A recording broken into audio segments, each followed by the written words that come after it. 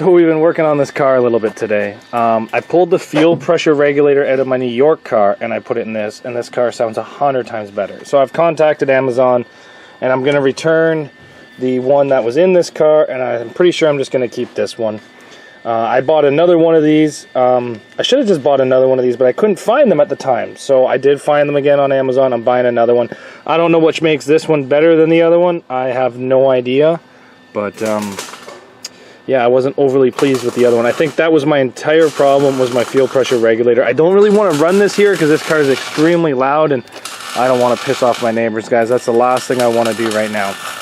We got Eddie welding on the car that he's hopefully going to have a test run here in Ontario before it goes to the US. We got the bumper cut off. You guys may think that this bumper looks amazing, and you know what? It does look super intimidating, but they're just tin. They just rip right in half. They're really good for poking tires with the corners, and that's about all they're good for. So unfortunately the bumper did die. We cut that off. We're going to be finding another rebar bumper to put onto it. We need to put a different radiator into it because this one here has had a bad day, and that frame is a little bit bad over there. I do love the Ontario Demolition Derby rules with that threaded rod down that keeps these cars together so much better. So we're going to be trying to straighten this frame out a bit, and then we're going to be putting a plate on it and putting a different bumper on it. Now, I am just going to throw another rebar bumper onto this. So, I did cut that one off, but I don't think that's really a rebar anymore. We have a couple rusty bumpers here. They all look like junk. The Mazda 3 actually looks like the best one, so I'm probably going to throw the Mazda 3 on. This one here I think is a Caravan. It's a rust-free Camry. Another rust-free Toyota over there. But yeah, I think we're just going to be throwing another rebar onto this thing. Probably just the Mazda 3, guys. I do have that Camaro, but again, that Camaro is the exact same, if not weaker, than that Firebird. It's just going to tear right in half. You know what? You want to see me do it again, guys? I'll do it again. But let's try to get that frame a little straighter, and then we'll really kind of look through these bumpers and come up with one that we're going to put onto it.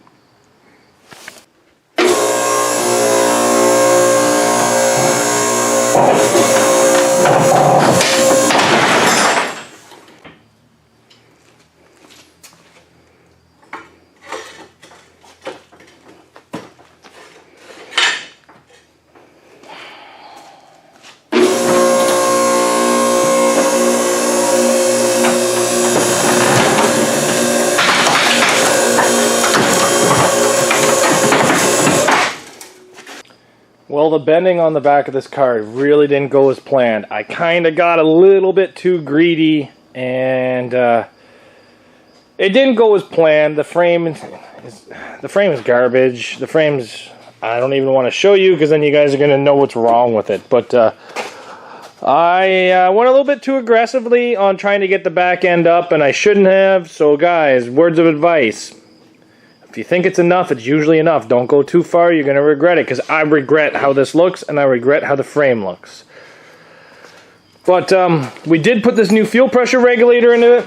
It is running 100 times better. I've returned the other ones to Amazon.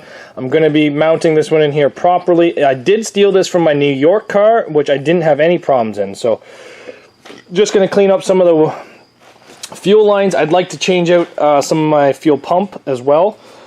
It has to be unbolted, flipped, and put back down. Sorry, I'm just burping, guys. And so that's done. And then we did get a Mazda 3 bumper put on the front of this. So just want to put two little plates on the top of it. Nothing too big that has to be done to this car anymore. This was the first time I got to run these Buick Century rims on this car, and I am 100% impressed. I understand why these rims sell for $100 American right now. Jim McTavish was just getting this corner like you wouldn't believe because the car wasn't running good enough to get out of his way. And he went after this wheel like you would not believe. And honestly, it looks fantastic. There's nothing wrong with this wheel. I can't believe it. He actually damaged the rubber, but I thought for sure that the tire was garbage. I thought the rim would be folded over from him, but If you have a chance to get these Buick Century rims, guys, do it. I'm probably going to take the price of them from $100 to $150 each by just saying that. But if you guys are running stock class and you're not allowed weld-in centers and you're not allowed fancy Mazda B2200 rims or Nissan D50 rims or whatever you guys are allowed, the hard body rims or the Dodge D50s, invest in a set of these 14-inch Buick Century rims. Worth the money. But we do have the bumper on. Nothing's going to be changed here in the engine bay except we're probably just going to loop this engine. And we actually did break a motor mount. I've never seen that before. Can you guys see that? The bolt pulled right through the motor mount. So we will be taking that motor mount out, and I'm going to try to find another one in the back of my shelf over here somewhere. I must have at least one motor mount somewhere back there. Throw into this thing, and it is running 100 times better.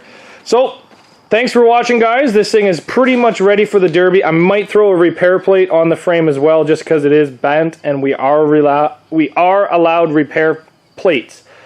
So I'm just going to fix that up, a little bit more welding and a little bit more fine tuning, and this thing will be great for the track. So thanks for sticking with us, guys. The car's fixed, the car's ready to go. Not perfect, but it's better than some of the other Camrys, like the one from Listool. But thanks for watching, guys. We'll see you back here later on Zach's Workshop.